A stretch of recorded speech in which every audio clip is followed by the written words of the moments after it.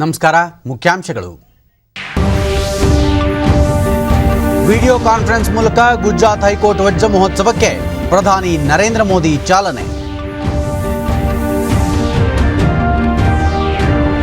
COVID-19 ಲಸಿಕೆ ಪೂರೈಸುವಂತೆ 22 ದೇಶಗಳು ಭಾರತಕ್ಕೆ ಮನವಿ. ಲಸಿಕೆ ವಿತರಣೆಯಲ್ಲಿ ಭಾರತ ಮುಂಚೂಣಿ. ಸಚಿವ ಡಾಕ್ಟರ್ ಹರ್ಷವರ್ಧನ್. ಪ್ರಧಾನಮಂತ್ರಿ ಕಿಸಾನ್ ಸಮ್ಮಾನ್ ಯೋಜನೆಯಡಿ ಫಲಾನುಭವಿಗಳ ಬ್ಯಾಂಕ್ ಖಾತೆಗೆ 893 ಕೋಟಿ 49 ಲಕ್ಷ ರೂಪಾಯಿ ಜಮೆ. ರಾಜ್ಯದ ಸುಸ್ಥಿರ ಅಭಿವೃದ್ಧಿಗೆ ಪೂರಕ. ಮುಖ್ಯಮಂತ್ರಿ BS Yediyurappa. Bharat England test cricket ಸರಣಿ 2ನೇ ದಿನದ ಆಟ ಮುಂದುವರಿಸಿದ ಇಂಗ್ಲೆಂಡ್.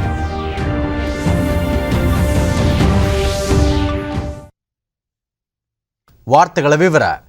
ಗುಜರಾತ್ ಹೈಕೋರ್ಟ್ ವಜ್ರ ಮಹೋತ್ಸವದ ಅಂಗವಾಗಿ ನಡೆಯುತ್ತಿರುವ ಕಾರ್ಯಕ್ರಮದಲ್ಲಿ ಪ್ರಧಾನಿ ನರೇಂದ್ರ ಮೋದಿ ವಿಡಿಯೋ ಕಾನ್ಫರೆನ್ಸ್ ಮೂಲಕ ಪಾಲ್ಗೊಂಡಿದ್ದು, ಇನ್ನು ಕೆಲವೇ ಹೊತ್ತಿನಲ್ಲಿ ಸಭೆಯನ್ನು ಉದ್ದೇಶಿಸಿ ಮಾತನಾಡಲಿದ್ದಾರೆ. ಹೈಕೋರ್ಟ್ ಸ್ಥಾಪನೆಯ 60 ವರ್ಷಗಳು ಪೂರ್ಣಗೊಂಡ ಸಂದರ್ಭಕ್ಕೆ ಹೊರತರಲಾದ ಅಂಚೆ ಚೀಟಿಯನ್ನು ಸಹ ಅವರು ಬಿಡುಗಡೆ ಮಾಡಲಿದ್ದಾರೆ. ಇದೀಗ ನೇರ ಪ್ರಸಾರ ವೀಕ್ಷಿಸುತ್ತಿದ್ದೀರಿ. Our next speaker, Shri Ravi Shankar Prasad, Minister of Law and Justice, has demonstrated. ಕೇಂದ್ರ ಕಾನೂನು ಮತ್ತು ನ್ಯಾಯ ಸಚಿವರು, ಸುಪ್ರೀಂ ಕೋರ್ಟ್ ಮತ್ತು ಗುಜರಾತ್ ಹೈಕೋರ್ಟ್ ನ್ಯಾಯಾಧೀಶರು, ಗುಜರಾತ್ ಮುಖ್ಯಮಂತ್ರಿ ಸೇರಿದಂತೆ ಹಲವು ಗಣ್ಯರು ಪಾಲ್ಗೊಂಡಿದ್ದಾರೆ. Ravi Shankar Prasad, Minister of Law and Justice, to address the gathering. Shri Ravi Shankar Prasad. परमादरणीय प्रधानमंत्री जी, गुजरात के सम्मानीय मुख्यमंत्री श्री विजय रूपाणी जी, सुप्रीम कोर्ट के सम्मानीय न्यायमूर्ति जस्टिस एम.आर. शाह, गुजरात के मुख्य न्यायाधीश चीफ जस्टिस विक्रमनाथ जी, सॉलिसिटर जनरल मित्रवर तुषार मेहता जी, एडवोकेट जनरल श्री कमल त्रिवेदी, सभी सम्मानीय न्यायमूर्तिगण, हमारे अधिवक्ता मित्रों, आप सबों का अभिनंदन. आप सबों का अभिनंदन मैं अपने 2 दायित्व के रूप में ಕೇಂದ್ರ करता ಸಚಿವ हूं. ರವಿಶಂಕರ್ ಪ್ರಸಾದ್ एक देश के ಕಾರ್ಯಕ್ರಮವನ್ನು कानून मंत्री के रूप ಉದ್ದೇಶಿಸಿ में ಭಾಷಣ ಮಾಡುತ್ತಿದ್ದಾರೆ. गुजरात हाईकोर्ट की हीरक जयंती पर आप सबों को शुभकामनाएं और आपका अभिनंदन. और दूसरे हमारे दायित्व पोस्टल विभाग ने आज के दिन जो डाक टिकट आपके लिए आज लोकार्पण हमारे प्रधानमंत्री के करकमलों से होगा, उसके लिए डाक विभाग की ओर से भी आप सबों का अभिनंदन. हमारा डाक विभाग न्यायालय पर भी स्टैंप निकालते हैं. उन्होंने Mumbai high court, Calcutta high court, Madras high court, supreme court, Patna high court, Allahabad high court की शताब्दी, हीरक जयंती इत्यादि समयों पर बहुत ही प्रभावी डाक टिकट निकाला है, जो हमारे फिलैटली के रिकॉर्ड का एक बहुत ही बड़ा मील स्तंभ है. मित्रों, गुजरात पावन धरा है, संस्कारों की धरा है, जहां सोमनाथ में प्रभु महादेव का आशीर्वाद है, द्वारिका में प्रभु कृष्ण का स्नेह और ऊर्जा है, और स्वयं मां अंबा देवी पहाड़ों में बैठकर हमें आशीर्वाद दे रही है. तो गुजरात धरा हमेशा हम सबों के लिए प्रेरणादायी रही है. और आज वहां के हमारे नेता देश के प्रधानमंत्री हैं, जो पूरी दुनिया में भारत को एक नई गरिमा, प्रतिष्ठा और संकल्प के साथ नेतृत्व दे रहे हैं. तो हम सबों के लिए बहुत ही यश कीर्ति का समय है. गुजरात हाईकोर्ट की जो पूरी यात्रा है, उससे मैं वहां के अपने अधिवक्ता मित्रों की यात्रा से कभी अलग करके नहीं देखता. भले ही गुजरात पहले मुंबई हाईकोर्ट का पार्ट रहा हो, लेकिन महात्मा गांधी हो, सरदार पटेल हो, कन्हैयालाल मालिकलाल मुंशी हो, they were towering lawyers and they became great freedom fighters, जिनकी ऊर्जा, जिनकी प्रेरणा आज तक हमें देश के लिए एक नया संकल्प देने के लिए हमेशा प्रेरित करती है. तो मैं गुजरात हाईकोर्ट ने अपनी स्थापना के बाद ರಾಜ್ಯ ಪ್ರವಾಸದಲ್ಲಿರುವ ರಾಷ್ಟ್ರಪತಿ ರಾಮನಾಥ್ ಕೋವಿಂದ್ ಕೊಡಗು ಜಿಲ್ಲೆ ತಲಕಾವೇರಿಯ ದೇವಾಲಯಕ್ಕೆ ಇಂದು ಭೇಟಿ ನೀಡಲಿದ್ದಾರೆ. ನಂತರ ಅವರು ಜನರಲ್ ತಿಮ್ಮಯ್ಯ ವಸ್ತು ಸಂಗ್ರಹಾಲಯವನ್ನು ಲೋಕಾರ್ಪಣೆ ಮಾಡಲಿದ್ದಾರೆ. ಉದ್ಘಾಟನಾ ಸಮಾರಂಭದಲ್ಲಿ ರಕ್ಷಣಾ ಪಡೆಗಳ ಮುಖ್ಯಸ್ಥ ಜನರಲ್ ಬಿಪಿನ್ ರಾವತ್ ಸೇರಿದಂತೆ ಹಲವು ಗಣ್ಯರು ಪಾಲ್ಗೊಳ್ಳಲಿದ್ದಾರೆ. ರಾಷ್ಟ್ರಪತಿಯವರ ಆಗಮನದ ಹಿನ್ನೆಲೆಯಲ್ಲಿ ಜಿಲ್ಲೆಯಾದ್ಯಂತ ಬಿಗಿ ಭದ್ರತೆ ಕೈಗೊಳ್ಳಲಾಗಿದೆ. ಜನರಲ್ ತಿಮ್ಮಯ್ಯ ಅವರು ಸನ್ನಿ ಡೈನ್ ಎಂಬ ಮನೆಯಲ್ಲಿ ಹುಟ್ಟಿ ಬೆಳೆದಿದ್ದು ಈ ನಿವಾಸವನ್ನು ವಸ್ತು ಸಂಗ್ರಹಾಲಯವನ್ನಾಗಿ ಮಾಡಲಾಗಿದೆ. ಮನೆಯ ಆವರಣದಲ್ಲಿ ಇರಿಸಲಾಗಿರುವ ಯುದ್ಧ ಟ್ಯಾಂಕ್, ಯುದ್ಧ ವಿಮಾನ ಗಮನ ಸೆಳೆಯುತ್ತಿವೆ. ವಸ್ತು ಸಂಗ್ರಹಾಲಯದಲ್ಲಿ ಜನರಲ್ ತಿಮ್ಮಯ್ಯ ಅವರ ಬಾಲ್ಯ, ಸೇನಾ ಕ್ಷೇತ್ರದಲ್ಲಿನ ವಿವಿಧ ಛಾಯಾಚಿತ್ರಗಳು ಆಕರ್ಷಿಸುತ್ತಿವೆ. ಭಾರತೀಯ ಸೇನಾಧಿಕಾರಿಯಾಗಿ ಅವರು ಮಾಡಿದ ಸಾಧನೆ ಹಾಗೂ ನಡೆದು ಬಂದ ದಾರಿ, ಸೇನಾ ಪರಂಪರೆಯ ಮಹತ್ವವನ್ನು ಈ ವಸ್ತು ಸಂಗ್ರಹಾಲಯ ಸಾರುತ್ತಿದೆ. ಇಲ್ಲಿನ ಕಲಾಕೃತಿಗಳು ಗಮನ ಸೆಳೆಯುತ್ತಿವೆ. ಮೇಜರ್ ನಂಜಪ್ಪ ಡಿಡಿ ನ್ಯೂಸ್ಗೆ ಈ ಕುರಿತು ವಿವರ ನೀಡಿದರು. ಇಲ್ಲಿ ರಾಷ್ಟ್ರಪತಿಗಳು ಬಂದು ಮೊಟ್ಟ ಮೊದಲು ಇಲ್ಲಿಯ ಯುದ್ಧ ಸ್ಮಾರಕಕ್ಕೆ ಹೋಗಿ ಈ ನಾಡಿನ ಯಾವ ಯೋಧರು ತಮ್ಮ ಜೀವನವನ್ನೇ ಈ ದೇಶಕ್ಕಾಗಿ ತ್ಯಾಗ ಮಾಡಿದ್ದಾರೋ ಅವರಿಗೆ ತಮ್ಮ ನಮನಗಳನ್ನು ಅರ್ಪಿಸಲಿದ್ದಾರೆ. ತದನಂತರ ಅವರು ಈ ಸರ್ಕಾರದ ಪ್ಲಾಕನ್ನು ಅನಾವರಣಗೊಳಿಸಿ ಮತ್ತೆ ಈ ಜನರಲ್ ತಿಮ್ಮಯ್ಯನವರ ಹುಟ್ಟು ಮನೆಯನ್ನು ಅನಾವರಣಗೊಳಿಸಿ ಕೊಡಲಿದ್ದಾರೆ. ಕೋವಿಡ್-19 ಲಸಿಕೆಗಳನ್ನು ಪೂರೈಸುವಂತೆ ಭಾರತಕ್ಕೆ 22 ದೇಶಗಳು ಮನವಿ ಮಾಡಿವೆ ಎಂದು ಕೇಂದ್ರ ಆರೋಗ್ಯ ಸಚಿವ ಡಾಕ್ಟರ್ ಹರ್ಷವರ್ಧನ್ ಲೋಕಸಭೆಗೆ ನಿನ್ನೆ ಮಾಹಿತಿ ನೀಡಿದ್ದಾರೆ. ಭಾರತ ಈಗಾಗಲೇ ಸುಮಾರು 15 ದೇಶಗಳಿಗೆ ಲಸಿಕೆಗಳನ್ನು ಪೂರೈಸಿದ್ದು, ಕೆಲವು ದೇಶಗಳಿಗೆ ಒಪ್ಪಂದದ ಆಧಾರದ ಮೇಲೆ ಲಸಿಕೆಗಳನ್ನು ಪೂರೈಸಿದರೆ ಮತ್ತೆ ಕೆಲವು ದೇಶಗಳಿಗೆ ಮಾನವೀಯತೆ ಆಧಾರದಲ್ಲಿ ಉಚಿತವಾಗಿ ಲಸಿಕೆ ವಿತರಿಸಲಾಗಿದೆ ಎಂದು ಅವರು ಮಾಹಿತಿ ನೀಡಿದರು. ಲಸಿಕೆ ವಿತರಣೆಯಲ್ಲಿ ಇತರ ದೇಶಗಳಿಗೆ ಹೋಲಿಸಿದರೆ ಭಾರತ ಮುಂಚೂಣಿಯಲ್ಲಿದೆ. ನಮ್ಮ ದೇಶ 21 ದಿನಗಳಲ್ಲಿ 50 ಲಕ್ಷ ಡೋಸ್ ಲಸಿಕೆಗಳನ್ನು ವಿತರಿಸಿದರೆ ಅಮೆರಿಕ 50 ಲಕ್ಷ ಡೋಸ್ ಲಸಿಕೆ ವಿತರಿಸಲು 24 ದಿನ ತೆಗೆದುಕೊಂಡಿದ್ದು, UK 43 ದಿನಗಳಲ್ಲಿ ಹಾಗೂ ಇಸ್ರೇಲ್ 45 ದಿನಗಳಲ್ಲಿ ಲಸಿಕೆ ವಿತರಿಸಿವೆ ಎಂದು ಅವರು ಮಾಹಿತಿ ನೀಡಿದರು. National expert group for vaccine administration बनाया था. इसमें डॉक्टर वीके पॉल और उसके साथ साथ हमारे स्वास्थ्य सचिव, ये इसके दोनों मिलकर चेयरमैन हैं. इसमें सभी प्रकार के एक्सपर्ट्स हैं, कई स्टेट्स इसके अंदर रिप्रेजेंटेड हैं और वैक्सीन के एडमिनिस्ट्रेशन के ರಾಜ್ಯ ವಿಧಾನಮಂಡಲ ಉದ್ದೇಶಿಸಿ ಜನವರಿ 28ರಂದು ರಾಜ್ಯಪಾಲರು ಮಾಡಿದ್ದ ಭಾಷಣದ ಮೇಲಿನ ವಂದನಾ ನಿರ್ಣಯದ ಚರ್ಚೆಗೆ ಮುಖ್ಯಮಂತ್ರಿ ಬಿಎಸ್ ಯಡಿಯೂರಪ್ಪ ವಿಧಾನಸಭೆಯಲ್ಲಿ ನಿನ್ನೆ ಉತ್ತರ ನೀಡಿದರು. ರಾಜ್ಯಪಾಲರ ಭಾಷಣದಲ್ಲಿ ಸ್ಪಷ್ಟ ಮುನ್ನೋಟವಿದ್ದು, ರಾಜ್ಯದ ಸುಸ್ಥಿರ ಅಭಿವೃದ್ಧಿಗೆ ಪೂರಕ ಚಿತ್ರಣವಿದೆ. ವಿರೋಧ ಪಕ್ಷದ ನಾಯಕರ ಆರೋಪದಲ್ಲಿ ಯಾವುದೇ ಹುರುಳಿಲ್ಲ. ಕೋವಿಡ್-19 ಸಂಕಷ್ಟದ ನಡುವೆಯೂ ರಾಜ್ಯ ಸರ್ಕಾರದ ಬಹುತೇಕ ಎಲ್ಲ ಇಲಾಖೆಗಳು ಉತ್ತಮ ಸಾಧನೆ ಮಾಡಿವೆ. ಮಾರ್ಚ್ ಅಂತ್ಯದ ವೇಳೆಗೆ 80% 85% ಹಣ ವೆಚ್ಚ ಮಾಡಲು ಯೋಜನೆ ರೂಪಿಸಲಾಗಿದೆ ಎಂದರು. ಎಲ್ಲ ಜಿಲ್ಲಾಧಿಕಾರಿಗಳೊಂದಿಗೆ ಸಭೆ ನಡೆಸಿ ಗ್ರಾಮ, ತಾಲೂಕು ಹಾಗೂ ಜಿಲ್ಲಾ ಮಟ್ಟದಲ್ಲಿ ಆಡಳಿತ ಯಂತ್ರವನ್ನು ಚುರುಕುಗೊಳಿಸಲು ನಿರ್ದೇಶನ ನೀಡಲಾಗಿದೆ. ಜಿಲ್ಲಾಧಿಕಾರಿಯಿಂದ ಹಿಡಿದು ಕಂದಾಯ ಇಲಾಖೆಯ ಅಧಿಕಾರಿಗಳ ಗ್ರಾಮ ಭೇಟಿ ಮತ್ತು ವಾಸ್ತವ್ಯವನ್ನು ಕಡ್ಡಾಯಗೊಳಿಸಲಾಗಿದೆ. ಒಟ್ಟು 68,84,000 ಫಲಾನುಭವಿಗಳಿಗೆ ವಿವಿಧ ಯೋಜನೆಗಳಡಿ ಪಿಂಚಣಿ ಮಂಜೂರು ಮಾಡಲಾಗಿದೆ. 60 ವರ್ಷ ಮೇಲ್ಪಟ್ಟ ಫಲಾನುಭವಿಗಳನ್ನು ಗುರುತಿಸಿ ವೃದ್ಧಾಪ್ಯ ವೇತನ ಮತ್ತು ಸಂಧ್ಯಾ ಸುರಕ್ಷಾ ಯೋಜನೆಯಡಿ ಪಿಂಚಣಿ ಸೌಲಭ್ಯ ಒದಗಿಸಲು ಕ್ರಮ ವಹಿಸಲಾಗುತ್ತಿದೆ ಎಂದು ಮುಖ್ಯಮಂತ್ರಿ ತಿಳಿಸಿದರು. ಪ್ರಧಾನಮಂತ್ರಿ ಕಿಸಾನ್ ಸಮ್ಮಾನ್ ಯೋಜನೆಯಡಿ 44,67,000 ಕುಟುಂಬಗಳಿಗೆ 893 ಕೋಟಿ 49 ಲಕ್ಷ ರೂಪಾಯಿ ನೆರವನ್ನು ಫಲಾನುಭವಿಗಳ ಬ್ಯಾಂಕ್ ಖಾತೆಗೆ ಜಮೆ ಮಾಡಲಾಗಿದೆ. ಮಲೆನಾಡು ಹಾಗೂ ಕರಾವಳಿ ಪ್ರದೇಶಗಳಲ್ಲಿ ಭತ್ತ ಬೆಳೆಯಲು ಪ್ರೋತ್ಸಾಹ ನೀಡುವ ಉದ್ದೇಶದಿಂದ ಪ್ರತಿ ಹೆಕ್ಟೇರ್ಗೆ 7,500 ರೂಪಾಯಿಯಂತೆ 2 ಕೋಟಿ 25 ಲಕ್ಷ ರೂಪಾಯಿ ಪ್ರೋತ್ಸಾಹಧನ ನೀಡಲಾಗಿದೆ. ನೇಕಾರರ ಸಾಲ ಮನ್ನಾ ಯೋಜನೆಯಡಿ 16,051 ನೇಕಾರರಿಗೆ 68 ಕೋಟಿ 28 ಲಕ್ಷ ರೂಪಾಯಿ ನೆರವು ನೀಡಲಾಗಿದೆ ಎಂದು ಹೇಳಿದರು. ರಾಜ್ಯದಲ್ಲಿ 25,000 ಕಿಲೋಮೀಟರ್ ರಸ್ತೆ ನಿರ್ಮಾಣ ಮಾಡಲಾಗಿದ್ದು, ಪ್ರವಾಹ ಸಂತ್ರಸ್ತರಿಗೆ ಪರಿಹಾರ ಒದಗಿಸಲಾಗಿದೆ. ನೆರೆಯಿಂದ ಬಾಧಿತವಾದ ಪ್ರದೇಶಗಳಲ್ಲಿ ಹಾನಿಗೊಳಗಾದ ಶಾಲೆಗಳನ್ನು ದುರಸ್ತಿಗೊಳಿಸಲು 718 ಕೋಟಿ ರೂಪಾಯಿ ಮಂಜೂರು ಮಾಡಲಾಗಿದೆ ಎಂದು ಮುಖ್ಯಮಂತ್ರಿ ಮಾಹಿತಿ ನೀಡಿದರು. ಬಳಿಕ ರಾಜ್ಯಪಾಲರ ಭಾಷಣದ ಮೇಲಿನ ವಂದನಾ ನಿರ್ಣಯಕ್ಕೆ ಸದನ ಅನುಮೋದನೆ ನೀಡಿತು. ಸರ್ಕಾರ ನೀಡಿದ ಉತ್ತರ ತಮಗೆ ತೃಪ್ತಿ ತಂದಿಲ್ಲ ಎಂದು ಕಾಂಗ್ರೆಸ್ ಸದಸ್ಯರು ಸಭಾತ್ಯಾಗ ಮಾಡಿದರು.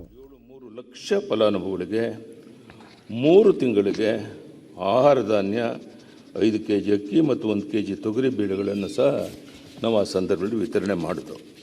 ಪ್ರಧಾನಮಂತ್ರಿ ಗರೀಬ್ ಕಲ್ಯಾಣ ಯೋಜನೆಯಡಿ ಸಾಮಾಜಿಕ ಭದ್ರತಾ ಪೆನ್ಷನ್ ಯೋಜನೆಯಡಿ ಫಲಾನುಭವಿಗೆ 2 ತಿಂಗಳ ಎಕ್ಸ್ಗ್ರೇಷಿಯಾ ಮೊತ್ತವಾಗಿ ಪ್ರತಿ ಫಲಾನುಭವಿಗೆ 1,000ದಂತೆ ಅನುದಾನವನ್ನು ನೀಡಿದ್ದೇವೆ. ರಾಜ್ಯದಲ್ಲಿ ಶುದ್ಧ ಕುಡಿಯುವ ನೀರಿನ ಘಟಕಗಳ ಸ್ಥಾಪನೆಯಲ್ಲಿ ನಡೆದಿರುವ ಅವ್ಯವಹಾರದ ಬಗ್ಗೆ ಜಂಟಿ ಸದನ ಸಮಿತಿಯಿಂದ ತನಿಖೆ ನಡೆಸಲು ತೀರ್ಮಾನಿಸಲಾಗಿದೆ ಎಂದು ಗ್ರಾಮೀಣಾಭಿವೃದ್ಧಿ ಮತ್ತು ಪಂಚಾಯತ್ ರಾಜ್ ಸಚಿವ ಕೆಸಿ ಈಶ್ವರಪ್ಪ ವಿಧಾನ ಪರಿಷತ್ತಿನಲ್ಲಿ ನಿನ್ನೆ ತಿಳಿಸಿದ್ದಾರೆ.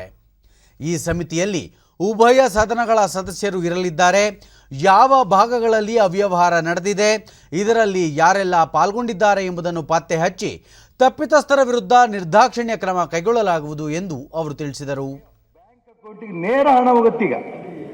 ಯಾರ್ಯಾರು ಅಧಿಕಾರಿಗಳು ಏನೇನು ಮಾಡಿದ್ದಾರೆ, ಚುನಾಯಿತ ಪ್ರತಿನಿಧಿಗಳು ಏನೇನು ಮಾಡಿದ್ದಾರೆ, ಇದಷ್ಟು ಕೂಡ ಅಂತಿಮ ರಿಪೋರ್ಟ್ ನಾವು ಕಾಯ್ತಾ ಇದ್ದೀವಿ. ಯಾರನ್ನೂ ಕೂಡ ಇಲ್ಲಿ ರಕ್ಷಣೆ ಮಾಡೋಂಥ ಪ್ರಶ್ನೆ ಇಲ್ಲ. ಲೋಕಾಯುಕ್ತದಿಂದಾಗಲಿ ACB ಇಂದಾಗಲಿ ಏನು ರಿಪೋರ್ಟ್ ಬರುತ್ತೆ, ರಿಪೋರ್ಟ್ ಬರ್ತಿದ್ದಂಗೆನೆ ನಾರಾಯಣ ಸ್ವಾಮಿಗಳೇ ನಿಮ್ಗೆ ತೃಪ್ತಿ ಆಗೋ ರೀತಿಯಲ್ಲಿ ಅವ್ರ ಬಗ್ಗೆ ನಾವು ಕ್ರಮ ತಗೋತೀವಿ. ಸರ್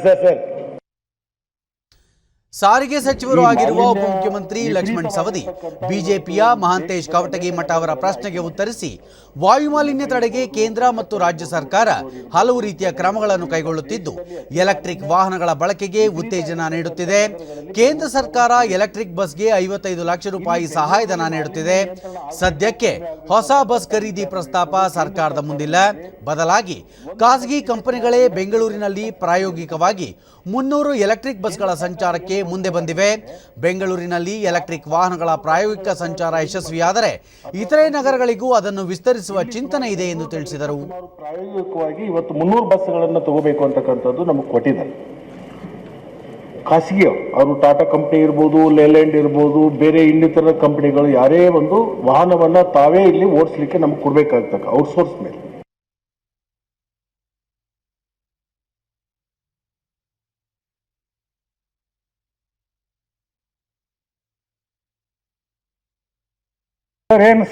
ಇದಕ್ಕೂ ಮುನ್ನ ಮುಖ್ಯಮಂತ್ರಿಗಳ ಅಧ್ಯಕ್ಷತೆಯಲ್ಲಿ ನಡೆದ ಸಚಿವ ಸಂಪುಟ ಸಭೆಯಲ್ಲಿ ವಿಧಾನ ಪರಿಷತ್ತಿನ ಕಾರ್ಯಕಲಾಪವನ್ನು ಬುಧವಾರದವರೆಗೆ ವಿಸ್ತರಿಸಲು ತೀರ್ಮಾನಿಸಲಾಯಿತು.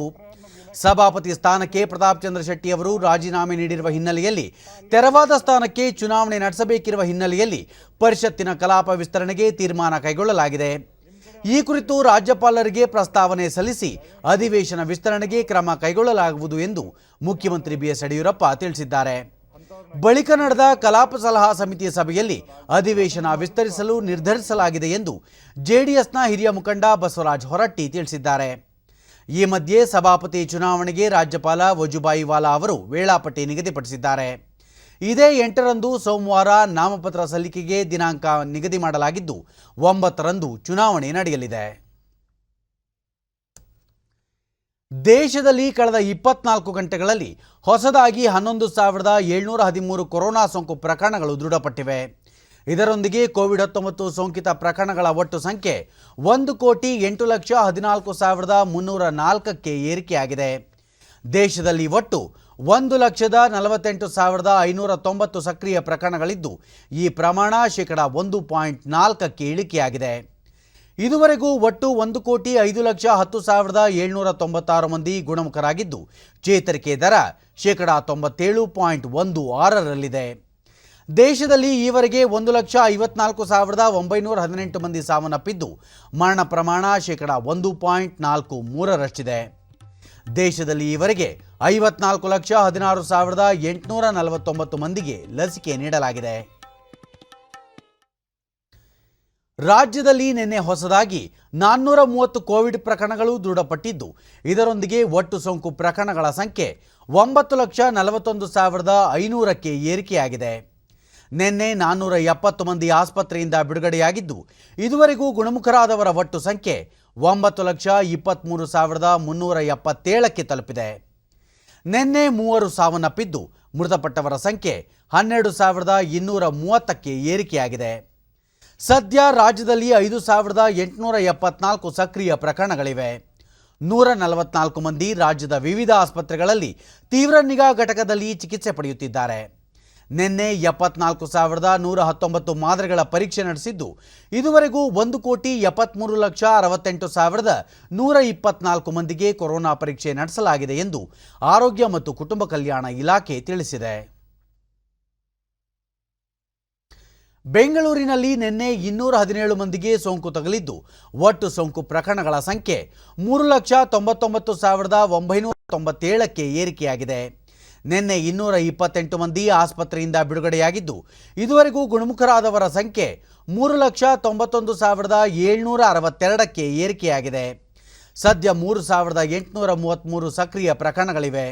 ಬೆಂಗಳೂರಿನಲ್ಲಿ 2 ಸಾವನ್ನಪ್ಪಿದ್ದು ಇದುವರೆಗೂ ಒಟ್ಟು 4,401 ಮಂದಿ ಸಾವನ್ನಪ್ಪಿದ್ದಾರೆ. ಹಾವೇರಿ, ರಾಯಚೂರು, ಯಾದಗಿರಿ ಜಿಲ್ಲೆಗಳಲ್ಲಿ ಯಾವುದೇ ಪ್ರಕರಣ ವರದಿಯಾಗಿಲ್ಲ. ಉಳಿದಂತೆ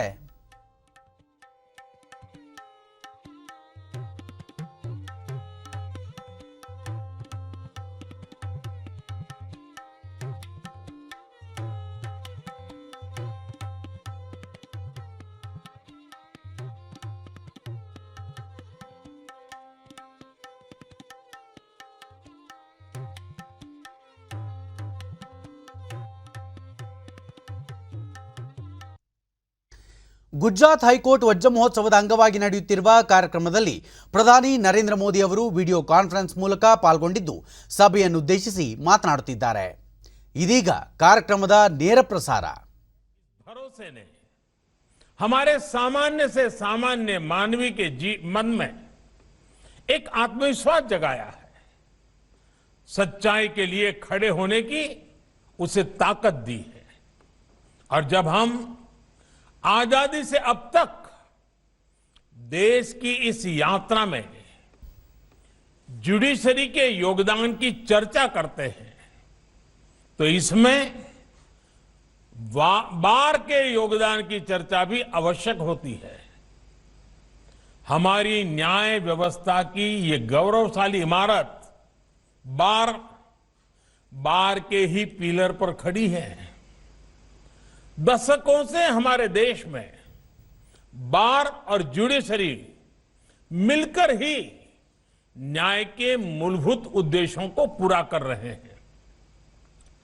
हमारे संविधान ने न्याय की जो धारणा सामने रखी है, न्याय के जो आदर्श भारतीय संस्कारों का हिस्सा रहे हैं, वो न्याय हर व्यक्ति का अधिकार है.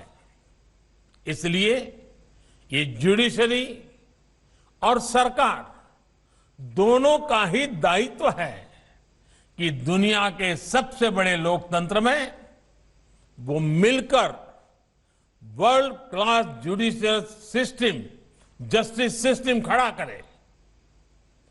हमारा जस्टिस सिस्टम ऐसा होना चाहिए जो समाज के अंतिम पायदान पर खड़े व्यक्ति के लिए भी सुलभ हो, जहां हर व्यक्ति के लिए न्याय की गारंटी हो और समय से न्याय की गारंटी हो. आज न्यायपालिका की तरह ही सरकार भी इस दिशा में अपने कर्तव्यों को पूरा करने के लिए निरंतर प्रयास कर रही है. भारत के लोकतंत्र ने, हमारी न्यायपालिका ने कठिन से कठिन समय में भी भारतीय नागरिकों के न्याय के अधिकार को सुरक्षित रखा है. कोरोना वैश्विक महामारी के समय हमें इसका उत्तम उदाहरण फिर एक बार देखने को मिला है.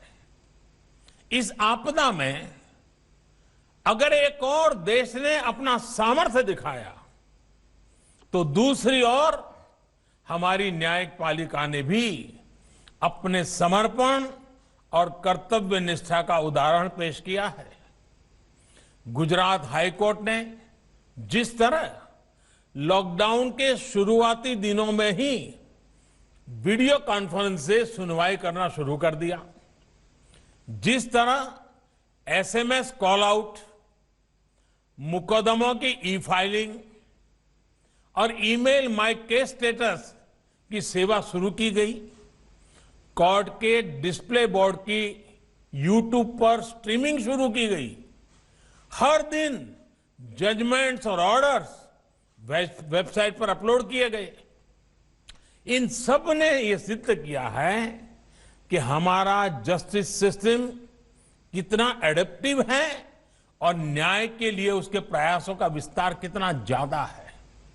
मुझे बताया गया है कि गुजरात हाईकोर्ट तो ಭಾರತೀಯ ತೋಟಗಾರಿಕಾ ಸಂಶೋಧನಾ ಸಂಸ್ಥೆ ಬೆಂಗಳೂರಿನ ಹೆಸರುಘಟ್ಟದಲ್ಲಿ ಇದೇ 8ರಿಂದ 12ರವರೆಗೆ ಭೌತಿಕ ಮತ್ತು ವರ್ಚುವಲ್ ಮೂಲಕ ತೋಟಗಾರಿಕಾ ಮೇಳ ನಡೆಸಲು ಸಿದ್ಧತೆ ನಡೆಸಿದೆ. ನಿನ್ನೆ ಸುದ್ದಿಗೋಷ್ಠಿಯಲ್ಲಿ ಈ ಕುರಿತು ಮಾಹಿತಿ ನೀಡಿದ ಭಾರತೀಯ ತೋಟಗಾರಿಕಾ ಸಂಸ್ಥೆಯ ನಿರ್ದೇಶಕ ಎಂಆರ್ ದಿನೇಶ್, ರೈತರ ಆದಾಯ ಹೆಚ್ಚಿಸಿ ತೋಟಗಾರಿಕಾ ವ್ಯವಸಾಯದ ಮೂಲಕ ಉದ್ಯಮಿಗಳಾಗಲು ಅವರಿಗೆ ಸಹಕಾರ ನೀಡುವುದು ತೋಟಗಾರಿಕಾ ಸಂಸ್ಥೆ ಹಾಗೂ ಮೇಳದ ಪ್ರಮುಖ ಉದ್ದೇಶವಾಗಿದೆ ಎಂದು ತಿಳಿಸಿದ್ದಾರೆ. ಕೋವಿಡ್ ಹಿನ್ನೆಲೆಯಲ್ಲಿ ಜನಸಂದಣಿ ಉಂಟಾಗದಂತೆ ಈ ಬಾರಿ ಆನ್ಲೈನ್ ಮತ್ತು ಭೌತಿಕವಾಗಿಯೂ ತೋಟಗಾರಿಕಾ ಮೇಳವನ್ನು ವೀಕ್ಷಿಸಲು ಅನುಕೂಲ ಮಾಡಿಕೊಡಲಾಗಿದೆ. ಆನ್ಲೈನ್ ಮೂಲಕ ದೇಶದ ಎಲ್ಲ ರಾಜ್ಯಗಳ ರೈತರು ಮೇಳದ ಮಾಹಿತಿಯನ್ನು ಪಡೆಯಲು ಅವಕಾಶ ಕಲ್ಪಿಸಲಾಗಿದೆ ಎಂದು ಅವರು ಮಾಹಿತಿ ನೀಡಿದರು. ಕೇಂದ್ರ ಸರ್ಕಾರದ 3 ಹೊಸ ಕೃಷಿ ಕಾಯ್ದೆಗಳನ್ನು ವಿರೋಧಿಸಿ ರೈತರು ನಡೆಸುತ್ತಿರುವ ಪ್ರತಿಭಟನೆ ಮುಂದುವರೆದಿದ್ದು, ಇಂದು ಮಧ್ಯಾಹ್ನ 12ರಿಂದ 3 ಗಂಟೆಯವರೆಗೆ ದೇಶದ ವಿವಿಧ ಭಾಗಗಳಲ್ಲಿ ಹೆದ್ದಾರಿಗಳನ್ನು ತಡೆದು ಪ್ರತಿಭಟನೆ ನಡೆಸುವುದಾಗಿ ಭಾರತೀಯ ಕಿಸಾನ್ ಯೂನಿಯನ್ ಪ್ರಕಟಿಸಿದೆ. ರೈತರು ಹೊಸ ಕೃಷಿ ಕಾಯ್ದೆಗಳನ್ನು ಹಿಂಪಡೆಯುವಂತೆ ಕಳೆದ ಹಲವು ದಿನಗಳಿಂದ ಪ್ರತಿಭಟನೆ ನಡೆಸುತ್ತಿದ್ದು, ಕೇಂದ್ರ ಸರ್ಕಾರ ಮತ್ತು ರೈತರ ನಡುವೆ ಇನ್ನೂ ಒಮ್ಮತದ ನಿರ್ಧಾರ ಮೂಡಿಲ್ಲ.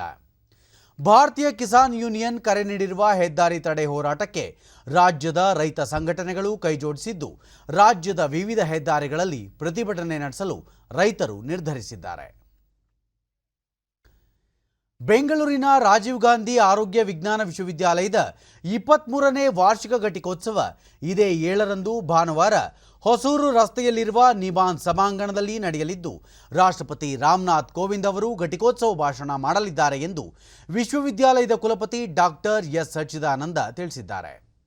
ಬೆಂಗಳೂರಿನಲ್ಲಿ ನಿನ್ನೆ ಸುದ್ದಿಗೋಷ್ಠಿಯಲ್ಲಿ ಅವರು ಘಟಿಕೋತ್ಸವದಲ್ಲಿ ರಾಜ್ಯಪಾಲ ವಜುಭಾಯಿ ವಾಲಾ, ಮುಖ್ಯಮಂತ್ರಿ ಬಿಎಸ್ ಯಡಿಯೂರಪ್ಪ, ವೈದ್ಯಕೀಯ ಶಿಕ್ಷಣ ಸಚಿವ ಡಾಕ್ಟರ್ ಕೆ ಸುಧಾಕರ್ ಭಾಗವಹಿಸಲಿದ್ದಾರೆ ಎಂದರು. ಈ ಬಾರಿ ವಿವಿಧ ವಿಷಯಗಳಲ್ಲಿ 33,629 ವಿದ್ಯಾರ್ಥಿಗಳು ಪದವಿ ಪಡೆಯಲು ಅರ್ಹರಾಗಿದ್ದಾರೆ.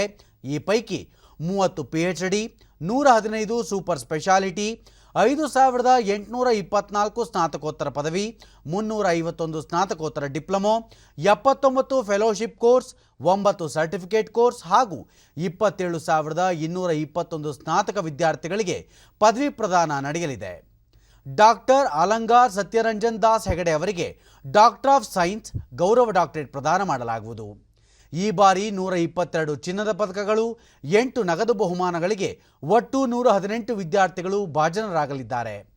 ಕಾರ್ಯಕ್ರಮವನ್ನು ಆನ್ಲೈನ್, ಯೂಟ್ಯೂಬ್ ಹಾಗೂ ಫೇಸ್ಬುಕ್ನಲ್ಲೂ ವೀಕ್ಷಿಸಲು ಅವಕಾಶ ಕಲ್ಪಿಸಲಾಗಿದೆ ಎಂದು ಅವರು ಮಾಹಿತಿ ನೀಡಿದರು.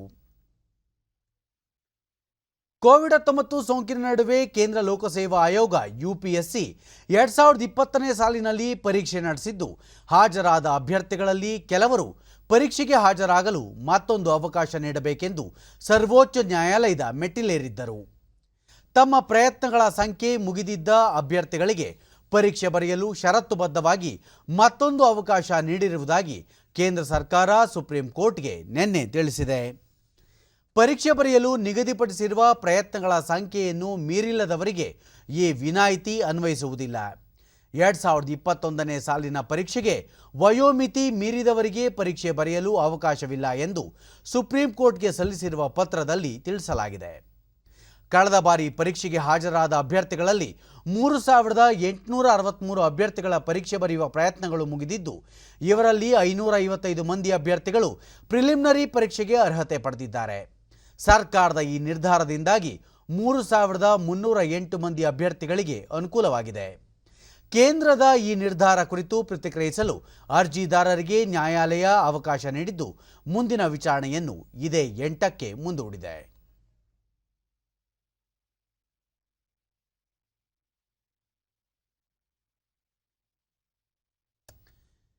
ಈ ತಿಂಗಳಾಂತ್ಯದಲ್ಲಿ ಹಾವೇರಿಯಲ್ಲಿ ನಡೆಯಬೇಕಿದ್ದ ಅಖಿಲ ಭಾರತ 86ನೇ ಕನ್ನಡ ಸಾಹಿತ್ಯ ಸಮ್ಮೇಳನವನ್ನು ತಾತ್ಕಾಲಿಕವಾಗಿ ಮುಂದೂಡಲಾಗಿದೆ ಎಂದು ಕನ್ನಡ ಮತ್ತು ಸಂಸ್ಕೃತಿ ಖಾತೆ ಸಚಿವ ಅರವಿಂದ ಲಿಂಬಾವಳಿ ಮೈಸೂರಿನಲ್ಲಿ ನಿನ್ನೆ ತಿಳಿಸಿದ್ದಾರೆ.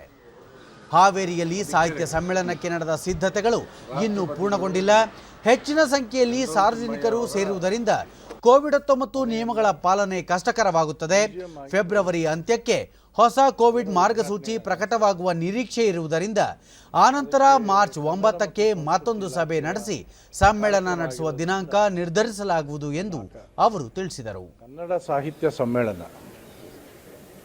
ಅಲ್ಲಿಯ ತಯಾರಿಗಳು ಆ ಪ್ರಮಾಣದಲ್ಲಿ ಆಗಿಲ್ಲದೆ ಇರೋದು ಹಾಗೂ ಕೋವಿಡ್ನ ನಿಯಮಗಳು ಅಷ್ಟು ದೊಡ್ಡ ಪ್ರಮಾಣದ ಜನ ಸೇರುವಂಥ ಸಂದರ್ಭದಲ್ಲಿ ಅದನ್ನು ಪಾಲಿಸಲಿಕ್ಕೆ ಸಾಧ್ಯ ಆಗದೇ ಇರುವಂಥ ಹಿನ್ನೆಲೆಯೊಳಗೆ ಫೆಬ್ರವರಿ 28ಕ್ಕೆ ಕೋವಿಡ್ ನಿಯಮಗಳು ಸ್ವಲ್ಪ ಸಡಿಲ ಆಗುವಂಥ ಸಾಧ್ಯತೆಗಳಿದೆ. ಆ ಎಲ್ಲ ಸಂಗತಿಗಳನ್ನು ಗಮನದಲ್ಲಿ ಇಟ್ಟುಕೊಂಡು ಮಾರ್ಚ್ 9ನೇ ತಾರೀಕು ಮತ್ತೆ ಸಭೆ ಸೇರಿ ದಿನಾಂಕ ಮತ್ತು ತಯಾರಿ ಈಗ ಮುಂದುವರಿಯುತ್ತೆ. ದಿನಾಂಕ ಮತ್ತು ಉಳಿದಂಥ ತಯಾರಿ ಹೇಗೆ ನಡೀತಾ ಇದೆ ಅನ್ನುವಂಥದ್ರ ಬಗ್ಗೆ ಚರ್ಚೆ ಮಾಡಿ ಅಂತಿಮ ತೀರ್ಮಾನವನ್ನು ಕೈಗೊಳ್ತೇವೆ. ವಿಜಯಪುರ ಜಿಲ್ಲೆಯ ಆಲಮಟ್ಟಿ ಜಲಾಶಯದ ಹಿನ್ನೀರಿನ ಪ್ರದೇಶಕ್ಕೆ ಪ್ರತಿ ವರ್ಷ ಚಳಿಗಾಲದ ಸಮಯದಲ್ಲಿ ವಿವಿಧ ದೇಶಗಳಿಂದ ಹಲವು ಪ್ರಭೇದದ ಪಕ್ಷಿಗಳು ವಲಸೆ ಬರುತ್ತವೆ.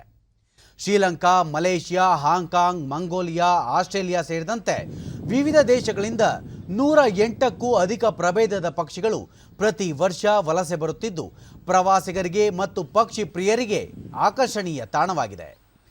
ಆಲಮಟ್ಟಿ ಜಲಾಶಯ ವೀಕ್ಷಣೆಗೆ ಬರುವ ಪ್ರವಾಸಿಗರು ಡಿಸೆಂಬರ್ನಿಂದ ಮಾರ್ಚ್ ತಿಂಗಳವರೆಗೆ ವಿವಿಧ ಜಾತಿಯ ಪಕ್ಷಿಗಳನ್ನು ನೋಡಿ ಆನಂದಿಸಬಹುದಾಗಿದೆ. ಪ್ರಮುಖವಾಗಿ black winged, black glossy, ibis, ನೀರುಕಾಗೆ, cormorant, bar headed goose, brahminy duck, little grebes, painted stork ಸೇರಿದಂತೆ ಇನ್ನೂ ಅನೇಕ ಪ್ರಭೇದದ ಪಕ್ಷಿಗಳು ಇಲ್ಲಿಗೆ ವಲಸೆ ಬಂದು ಸಂತಾನೋತ್ಪತ್ತಿಯಲ್ಲಿ ತೊಡಗಿ ಮರಿಗಳಿಗೆ ಹಾರುವ ಸಾಮರ್ಥ್ಯ ಬಂದ ನಂತರ ತಮ್ಮ ಊರಿಗೆ ಹಿಂತಿರುಗುತ್ತವೆ.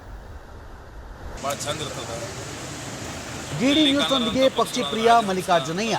ಪ್ರತಿ ವರ್ಷ ಸಾವಿರಾರು ಸಂಖ್ಯೆಯಲ್ಲಿ ಪಕ್ಷಿಗಳು ವಲಸೆ ಬರುತ್ತವೆ. ಆಲಮಟ್ಟಿ ಜಲಾಶಯದ ಹಿನ್ನೀರಿನ ಪ್ರದೇಶದಲ್ಲಿ ಉತ್ತಮ ಆಹಾರ ಮತ್ತು ಸೂಕ್ತ ವಾತಾವರಣ ಇರುವುದರಿಂದ ಪಕ್ಷಿಗಳು ಸಂತಾನೋತ್ಪತ್ತಿಗೆ ಈ ಜಾಗವನ್ನು ಆಯ್ಕೆ ಮಾಡಿಕೊಳ್ಳುತ್ತವೆ ಎಂದರು.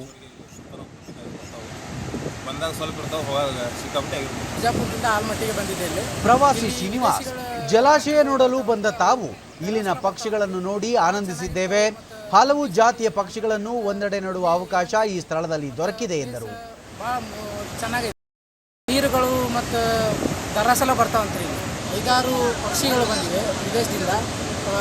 ಥರದ ಪಕ್ಷಿಗಳಿವೆ. ಅವು ನೋಡಿದರೆ ಬಹಳ ಚೆನ್ನಾಗಿ ಅನಿಸುತ್ತೆ. ಮತ್ತೋರ್ವ ಪ್ರವಾಸಿ ಕಿರಣ್ ಗಣಿ, ತಾವು ಪ್ರತಿ ವರ್ಷವೂ ಇಲ್ಲಿಗೆ ಭೇಟಿ ನೀಡುತ್ತಿದ್ದು ದೇಶ ವಿದೇಶಗಳ ಪಕ್ಷಿಗಳನ್ನು ನಮ್ಮ ರಾಜ್ಯದಲ್ಲಿಯೇ ನೋಡುವ ಸೌಭಾಗ್ಯ ದೊರೆತಿದೆ ಎಂದು ಸಂತಸ ವ್ಯಕ್ತಪಡಿಸಿದರು.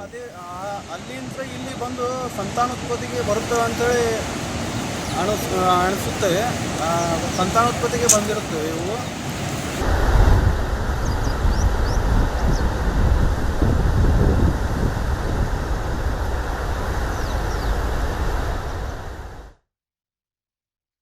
ಚೆನ್ನೈನ ಚಪಾಕ್ ಕ್ರೀಡಾಂಗಣದಲ್ಲಿ ನಡೆಯುತ್ತಿರುವ ಭಾರತ ಮತ್ತು ಇಂಗ್ಲೆಂಡ್ ನಡುವಿನ ಟೆಸ್ಟ್ ಕ್ರಿಕೆಟ್ ಸರಣಿಯ 2ನೇ ದಿನದ ಪಂದ್ಯದಲ್ಲಿ ಇಂಗ್ಲೆಂಡ್ ಮೊದಲ ಇನ್ನಿಂಗ್ಸ್ನ ಆಟ ಮುಂದುವರಿಸಿದ್ದು 3 ವಿಕೆಟ್ ನಷ್ಟಕ್ಕೆ 290 ರನ್ ಗಳಿಸಿದೆ. ಮೊದಲ ದಿನದ ಆಟದ ಅಂತ್ಯಕ್ಕೆ 3 ವಿಕೆಟ್ ನಷ್ಟಕ್ಕೆ 263 ರನ್ ಗಳಿಸಿದ ಇಂಗ್ಲೆಂಡ್ ಇತ್ತೀಚಿನ ವರದಿಯಂತೆ 3 ವಿಕೆಟ್ ನಷ್ಟಕ್ಕೆ 355 ರನ್ ಗಳಿಸಿ ಆಡುತ್ತಿದೆ.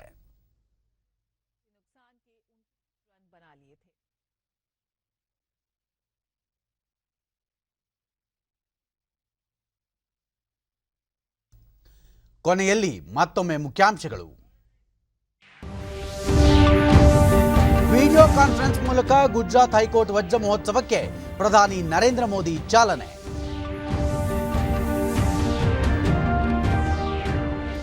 ಕೋವಿಡ್-19 ಲಸಿಕೆ ಪೂರೈಸುವಂತೆ 22 ದೇಶಗಳು ಭಾರತಕ್ಕೆ ಮನವಿ. ಲಸಿಕೆ ವಿತರಣೆಯಲ್ಲಿ ಭಾರತ ಮುಂಚೂಣಿ, ಸಚಿವ ಡಾಕ್ಟರ್ ಹರ್ಷವರ್ಧನ್. ಪ್ರಧಾನಮಂತ್ರಿ ಕಿಸಾನ್ ಸಮ್ಮಾನ್ ಯೋಜನೆಯಡಿ ಫಲಾನುಭವಿಗಳ ಬ್ಯಾಂಕ್ ಖಾತೆಗೆ 893 ಕೋಟಿ 49 ಲಕ್ಷ ರೂಪಾಯಿ ಜಮೆ. ರಾಜ್ಯದ ಸುಸ್ಥಿರ ಅಭಿವೃದ್ಧಿಗೆ ಪೂರಕ, ಮುಖ್ಯಮಂತ್ರಿ BS Yediyurappa. Bharat England test cricket ಸರಣಿ 2ನೇ ದಿನದ ಆಟ ಮುಂದುವರಿಸಿದ ಇಂಗ್ಲೆಂಡ್.